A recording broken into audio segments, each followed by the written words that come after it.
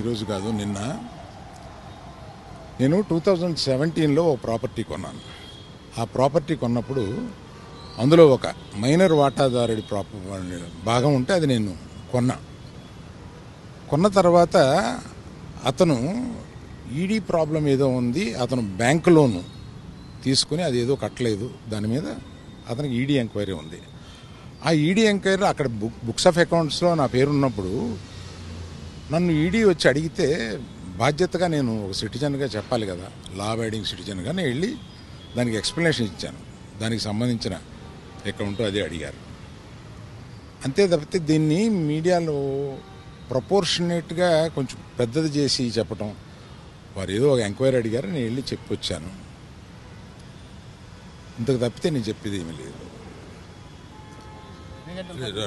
ఏమండి అవన్నీ నేను ఒక కేసు అక్కడ ఈడీలో ఉన్నప్పుడు నేను ఇవన్నీ చెప్పడం కరెక్ట్ కాదు, చెప్పలేను. అసలైన తొలి వెలుగు.